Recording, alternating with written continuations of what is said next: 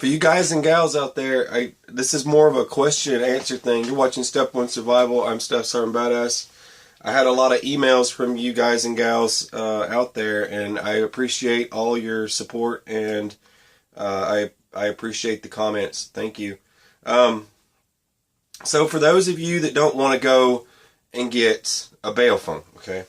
Someone was asking me a question about this. I'm going to go down the line of different things that I suggest and recommend.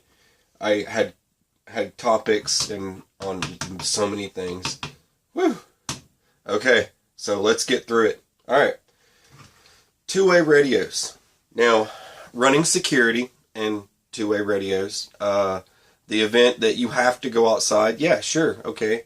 If you think there's something going on out there, and then one person takes a two-way radio, these are like $10 to $20 or $15 maybe. Just depends on where you are and where you buy it from, okay? All of these will do what I'm about to show you right now. And I'm going to show you a cool trick that you can do with these for emergency preparedness, all right? So, one of you's got the radio and yada yada, and you're doing security for the house, okay? Whatever reason you're doing your security for, and you're walking around, and the other person in the house has this, the other adult, right? That works great for that scenario, right? And it also works great when you're moving and you've got one person in a car following you and the other guy's got the radio and you guys can talk back and forth. Hey, take this next exit. Okay. All right. So all sorts of cool uses for these things. But I'm going to show you one more that you probably didn't know, and it's going to blow your mind. All right. So you just turn the radio on. You hit the power button. Now, as you can see, I'm on just channel 1, all right? Let's see if you can see that. All right, channel 1. Now, just tap the power button one more time. Twice, actually.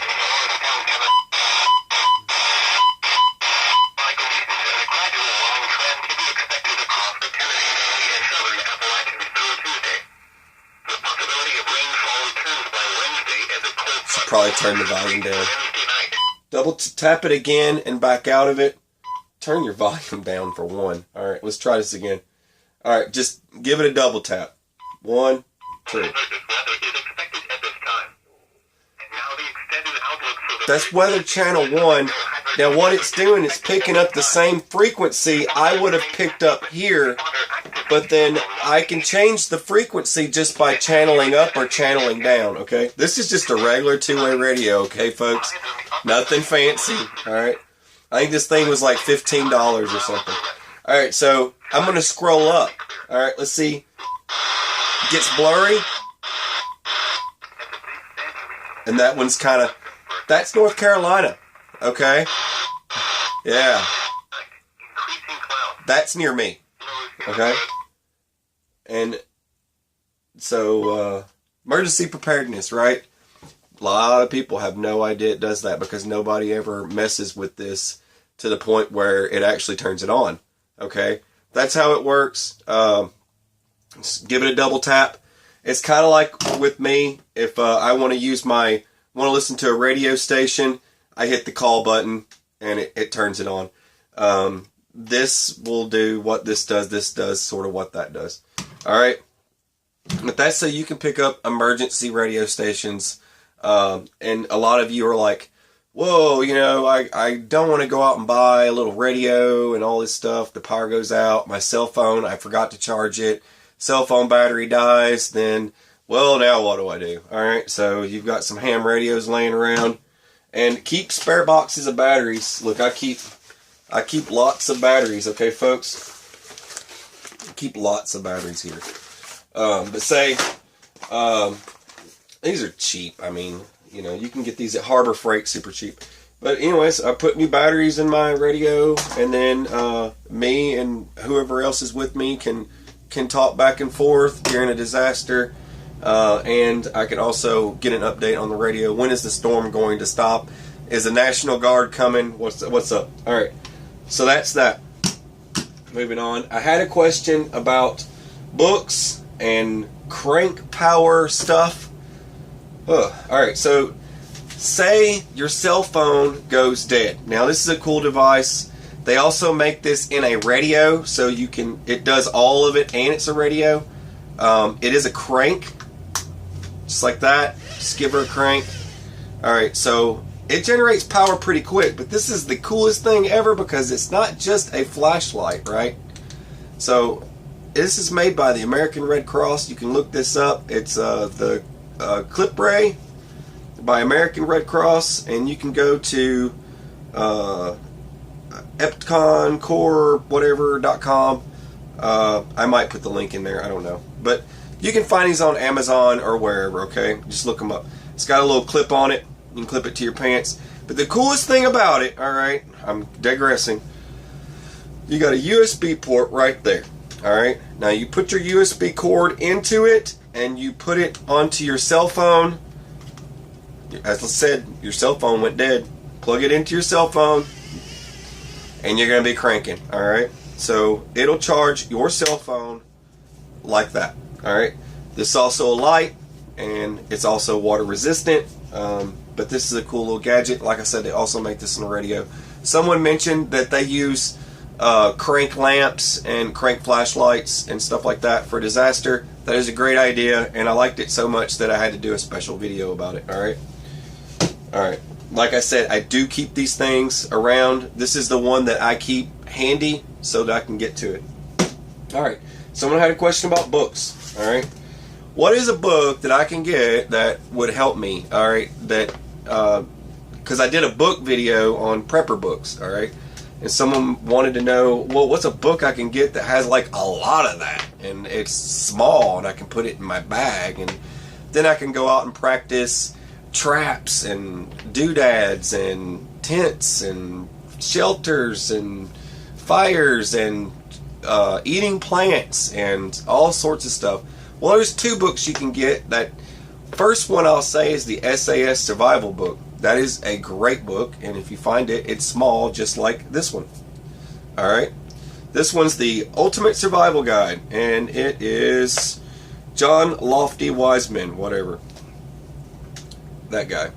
Anyways, look up the Ultimate Survival Guide, and it's got anything from water purification to all sorts of crazy stuff. Now, you can see I've had this book for a long time, and it looks like that for a reason. Because it's gotten wet and all sorts of stuff. Because it's been with me. When I take it with me everywhere I go. This stays in my bag. It's got all sorts of stuff. Shelters, kayaks, boats. You want to make a boat, you can build a boat. How to swim. How to build a kite that flags people to come rescue you. How to build a smoker from a campfire. Yes, a smoker from a campfire. And how to do all that. Signals on how to signal people in emergencies. If someone's choking, how to perform CPR. I'm just flipping through some of these people. Different uses for bags and whatnot, and purifying, all that stuff. Wind guide, your guides, your cards. It's even got your survival cards in here. Pocket references, all sorts of stuff.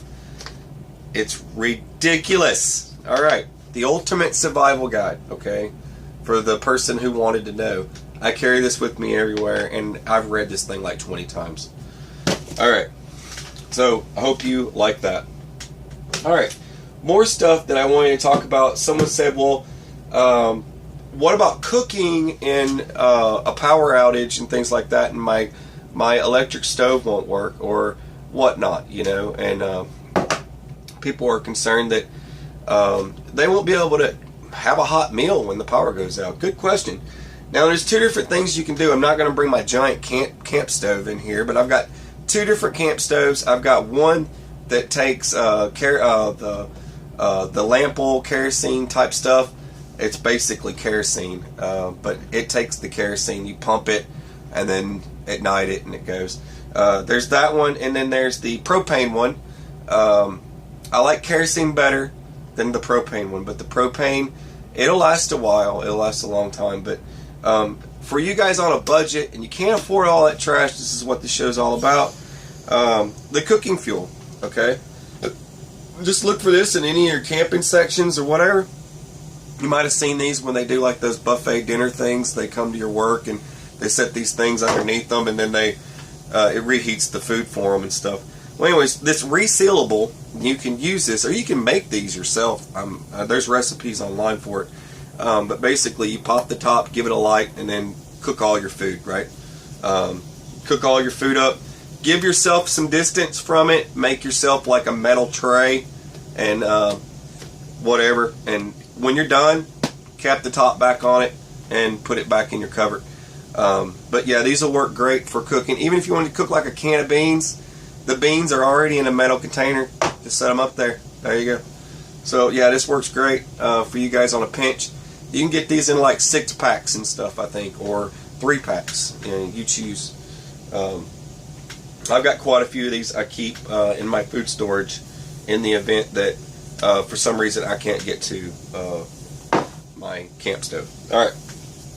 Yes, keep lighters. I didn't mention that before. Keep your Bic lighters. They're cheap. Keep as many as you want. Now, someone said, what if it's a flood? Okay, alright, I got it. A flood. So yeah, this ain't going to work so good once it gets wet, right? And you're going to have to dry it off or wait for it to dry for it to light. Alright? Regular matches won't do the trick. The reason why I keep these is for that reason, in case there is some sort of disaster where it involves a lot of water. I keep these in my kit. And, like that. So, you'll find these in any camping section. And it is full of waterproof matches. I mean, I would love to see one of these light underwater, but whatever. So, it stays stacked full, loaded, and it's even got an extra striker inside. It's got a waterproof seal. You can see the rubber gasket, and it keeps them nice and safe. I don't know why it needs a waterproof seal because they're waterproof, but it's because it keeps the water out so that they don't get all nasty and funky. But there are stick bases to them. These things will burn. I'm not sure the time, but it takes them a long time to finish their business. They stay lit for a while once you light them. They make longer ones. There's another company that makes like the huge ones. Same thing, but the whole thing is just solid. And it'll, dude, you could throw that thing in there and it would be your campfire by the time you're done. So, this is another thing that I keep. Glow sticks, not so much. Someone was saying something about glow sticks. But this would work great if you're trying to find your stuff. You can't find the flashlight, and you can't find your other stuff. You're trying to get to it, and for some reason this doesn't work, and you've got to go find this, and you found this. Okay, that makes sense. You're using the glow stick to go find what you need, to help guide you around, or to mark your kids.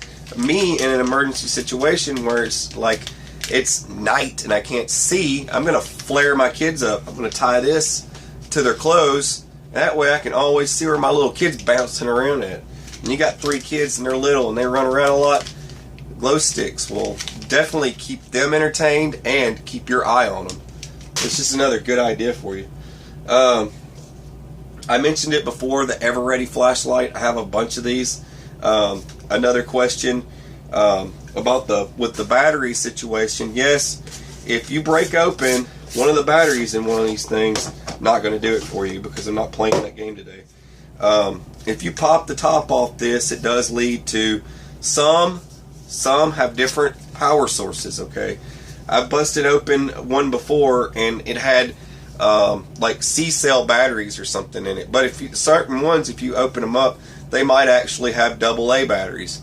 But why are you going to play that game? I mean, just go buy yourself some spare AA batteries and some spare AAA batteries. But in a pinch, if you're like MacGyver and you're in the middle of nowhere, you know how MacGyver would do it. You know, rub 2 sticks together in the woods and he'd bust out his Swiss Army knife and he would make a bomb out of a hula hoop.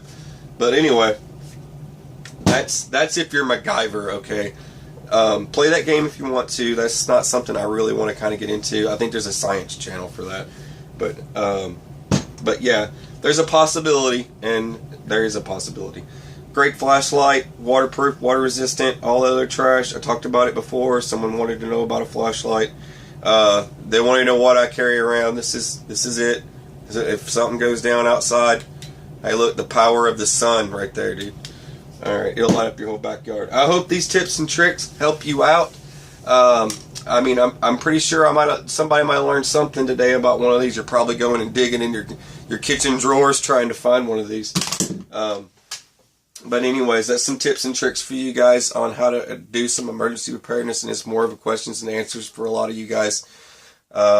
You're watching SOS. I'm Staff Sergeant Badass, and I hope you have a great day. Like and subscribe. Share my videos.